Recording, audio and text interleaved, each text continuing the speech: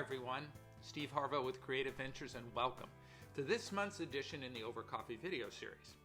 So I recently was asked to comment about an article that was dealing with leadership training. But after I read it, it really wasn't about the poor results of leadership training, it was about the poor results of training in general. Companies are disappointed in the results of their training investment. And I've been involved in this field for 44 years and I get it.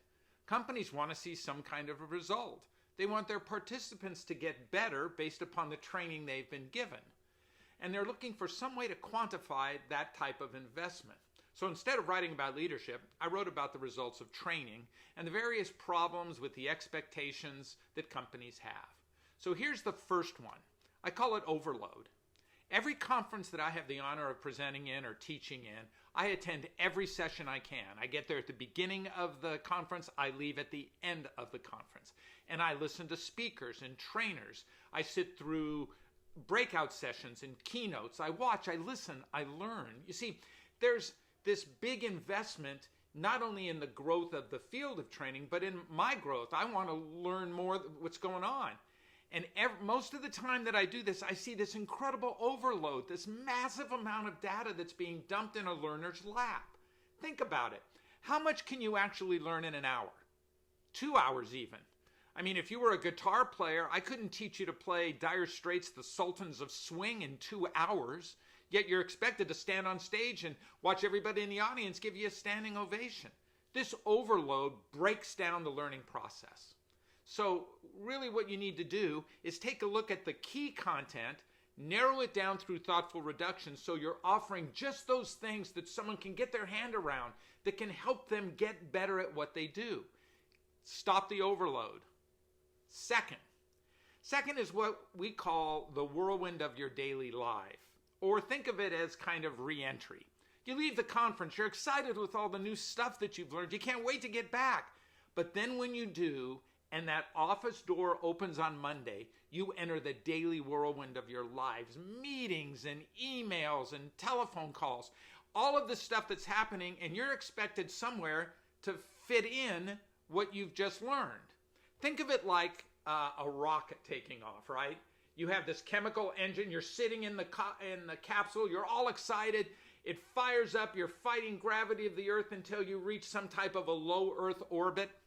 You hang out up there, you're still excited, but then comes re-entry, coming back down and into the atmosphere. You're generating about 17,500 miles an hour. The air is compressing in front of the capsule. It's heating up to 29,000 degrees. It's jumping around. That's the re-entry back to where you're from. That's getting back to the office after you've been to a conference. You need to be able to take a small amount of learning and apply it there. 1, 2, maybe 3 things at the most that you can take from what you've just learned and put into the daily life that you've reached. This maelstrom of activity has a very narrow opening for new ideas. So think about how limited that this time frame is and how you need to squeeze a small amount. This leads from the overload aspect, right? Stop overloading because I've only got enough time to do a small amount of things that I choose. Third is accountability. Now, accountability is a difficult aspect. Nobody wants to do it. For a new skill set or activity to gain traction, there has to be some level of accountability to it, right? Management, leadership, supervisors, they have to help make a new activity a reality. And in order to do that, you have to have a method of holding your teams responsible. Think about this. It's pretty simple. Reward the right behavior. Don't punish bad behavior, but correct the other behavior. From an aspect of reward and correction, you get accountability. Every year, every company, every person is faced with this single question. How do I get better? Well, first of all, you need to train to the desired outcome with a small number of key skill sets that become with a level of accountability, and you will get better. You see, I've seen it happen for 44 years. Thanks for hanging out with me in Over Coffee. I look forward to seeing you next time when we have a new edition in the Over Coffee video series.